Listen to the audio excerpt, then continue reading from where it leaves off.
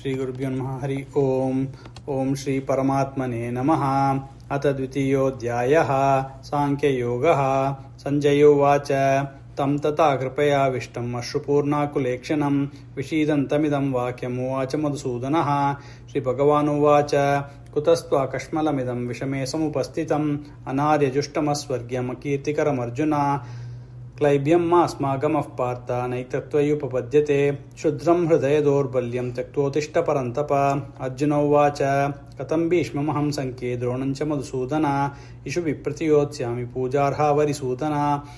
गुरून् हत्वा हि महानुभावान् श्रेयो भोक्तुं भैक्षमपीह लोके हत्वार्थकामांसु गुरूनिहैव गुरु भुञ्जीय भोगान् रुधिरप्रदिग्धान् न चैतद्विद्मः कतरन्नो गरीयो यद्वा जयेम यदि वा नो जयेयुः।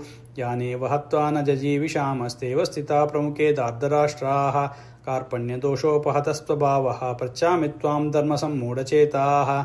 यच्छ्रेयस्सान्निश्चितं ब्रूहि तन्मे शिष्यस्तेऽहं शाधिमां त्वां प्रपन्नं न हि प्रपश्यामि ममापनुद्यात् यच्चोकमुच्चोषणमिन्द्रियाणाम् अवाप्य भूमावसपत्नवृद्धं राज्यं सुराणामपि चाधिपत्यम्। संजय उवाच एवमुक्त्वा ऋषिकेशं गुडाकेशः परन्तप न योत्स्य इति गोविन्दम् उक्त्वा तूष्णीं बभूवः। तमुवाच ऋषिकेशः प्रहसन्निव भारत सेनयोरुभयोर्मध्ये विषीदन्तमिदं वचः। श्रीभगवानुवाच अशोच्यान्वशोचस्त्वं प्रज्ञावादांश्च भाषसे गतासु न गतासूंश्च नानुशोचन्ति पण्डिताः। न त्वेवाहं जातु नासं न त्वं नेमे जनाधिपाः न चैव न भविष्यामः सर्वे वयमतः परं। देहिनोऽस्मिन् यथा देहे कौमारं यौवनं जरा तथा देहान्तरप्राप्तिः धीरस्तत्र न मुह्यते। मात्रा स्पर्शास्तु कौन्तेय शीतोष्णसुखदुःखदाः आगमापायिनो नित्यास्तां तितिक्षस्व भारत। यं हि न व्यतयन्त्येपे पुरुषं पुरुषर्षभा समदुःखसुखं धीरं सोमृतत्वाय कल्पते।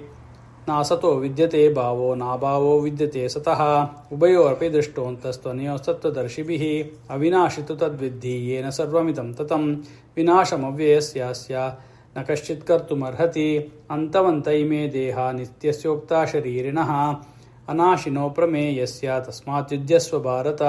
येनं वेत्ति हन्तारं यश्चैनं मन्यते हतम् उभौ तो न विजानीतो नायं हन्ति न हन्यते न जायते म्रियते वा कदाचित् नायं भूत्वा भविता वा न भूयः। अजो नित्यः शाश्वतोऽयं पुराणो न हन्यते हन्यमाने शरीरे। वेदा विनाशिनं नित्यं येनमजमव्ययं कथं स पुरुषः पार्थ कं घातयति हन्तिकम्। वासांस जीर्णानि यथा विहाय नवानि गृह्णाति नरोपराणि तथा शरीराणि विहाय जीर्णान्यन्यानि संयाति नवानि देहि। नैनं चिन्दन्ति शस्त्राणि नैनं दहति पावकः न चैनं क्लेदयन्त्यापो न शोषयति मारुतः। अच्छेद्योऽयमदाह्योऽयमक्लेद्यो शोषयेव च नित्यः सर्वगतस्थानो अचलोऽयं सनातनः। अव्यक्तोऽयमचिन्त्योऽयम् अविकार्योऽयमुच्यते तस्मादेवं विदित्वैनं नानुशोचितुमर्हसि। अथ चैनं नित्यजातं नित्यं वा मन्यसे मृतं तथापि त्वं महाबाहो नैवं शोचितुमर्हसि। जातस्य हि ध्रुवो मृत्युर्ध्रुवं जन्ममृतस्य च तस्मादपरिहार्येते न त्वं शोचितुमर्हसि। अव्यक्तादीनि भूतानि व्यक्तमद्यानि भारत अव्यक्तनिधनान्येव तत्र का परिदेवना। आश्चर्यवत् पश्यति कश्चिदेनम् आश्चर्यवद्वदति तथैव चान्यः आश्चर्यवच्चैनमन्यः शृणोति श्रुत्वाप्येनं वेद न चैव कश्चित्। देहि नित्यमवद्योऽयं देहे सर्वस्य भारत तस्मात् सर्वाणि भूतानि न त्वं शोचितुमर्हसि। स्वधर्ममपि चावेक्षा न विकम्पितुमर्हसि। धर्म्याद्युद्धात् श्रेयोन्नत् क्षत्रियस्य न विद्यते यदृच्छया चोपपन्नं स्वर्गद्वारमपावृतं। सुखिनः क्षत्रियाः पार्थ लभन्ते युद्धमीदृशम्। अथ चेत्त्वमिमं धर्म्यं सङ्ग्रामं न करिष्यसि ततः स्वधर्मं कीर्तिं च हित्वा पापमवाप्स्यसि। अकीर्तिं चापि भूतानि कथयिष्यन्ति ते व्ययां सम्भावितस्य च कीर्तिर्मरणादतिरिच्यते। भयाद्रणादु परतं वंशन्ते त्वां महारथाः येषां च त्वं बहुमतो भूत्वा यास्यसि लाघवम्। अवाच्यवादां च बहून् वदिष्यन्ति तवाहिताः निन्दन्तस्तव सामर्थ्यं ततो दुःखतरन्नु किम्। अतो वा प्राप्स्यसि स्वर्गं हि जित्वा वा भोक्ष्यसे महीम्। तस्मादुद्दिष्ट कौन्तेय युद्धाय कृतनिश्चयः सुखदुःखे समे कृत्वा लाभालाभौ जयाजयो ततो युद्धाय युज्यस्व नैवं पापं वाप्स्यसि येषा ते विहिता शाङ्के बुद्धिर्योगे त्विमां शृणु बुद्ध्या युक्तो यया पार्थ कर्मबन्धं प्रहास्यसि नेहाभिक्रमनाशोऽस्ति प्रत्यवायो न विद्यते स्वल्पमप्यस्य धर्मस्य त्रायते महतो भयात् व्यवसायात्मिका बुद्धिरेकेह कुरु नन्दना बहुशाखा ह्यनन्ताश्च बुद्धयो व्यवसायिनां यामिमां पुष्पितां वाचं प्रवदन्ते विपश्चितः वेदवादरतः पार्थ नान्यदस्तीति वादिनः कामात्मानः स्वर्गपरा जन्मकर्मफलप्रदां क्रियाविशेषबहुलां भोगैश्वर्यगतिं प्रति भोगैश्वर्यप्रसक्तानां तयापहतचेतसां व्यवसायात्मिका बुद्धिः समाधौ न विधीयते त्रैगुण्यविषया वेदा निस्त्रैगुण्यो भवार्जुन निर्द्वन्द्वो नित्यसत्त्वस्थो निर्योगक्षेम आत्मवान् यावान् अत्त उदपाने सर्वतः सम्प्लुतोदके तावान् सर्वेषु वेदेषु ब्राह्मणस्य विजानतः कर्मण्येवाधिकारस्ते मा फलेषु कदाचन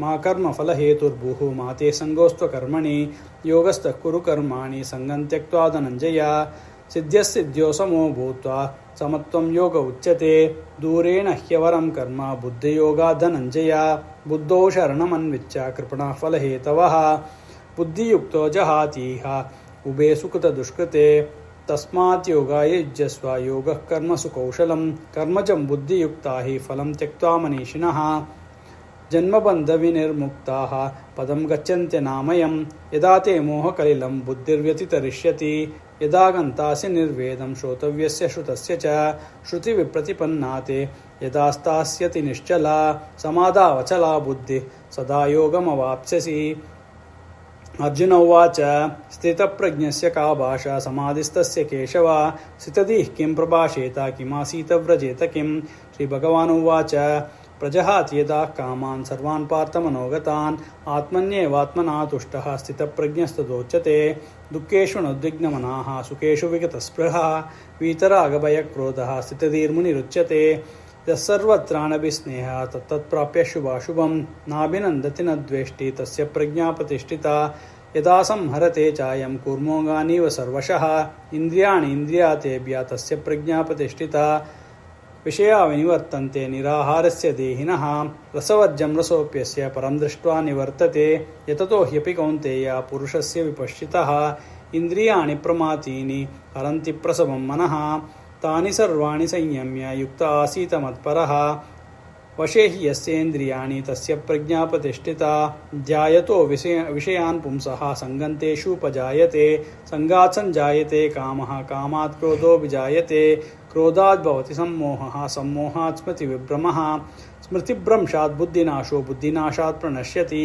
रागद्वेषवियुक्तैस्तु विषयानिन्द्रियैश्चरन् आत्मवश्यैर्विधेयात्मा प्रसादमधिगच्छति प्रसादे सर्वदुःखानां हानिरस्योपजायते प्रसन्नचेतसो ह्याशो बुद्धिः पर्यवतिष्ठते नास्ति बुद्धिरयुक्तस्य न चायुक्तस्य भावना न चाभावयतः शान्तिरशान्तस्य कुतः सुखम् इन्द्रियाणां हि चरतां यन्मनोनुविधीयते तदस्य हरति प्रज्ञां वायुर्नावमिवाम्बसि तस्माद्यस्य महाबाहो निगृहीतानि सर्वशः इन्द्रियाणि इन्द्रियातेभ्यः तस्य प्रज्ञा प्रतिष्ठिता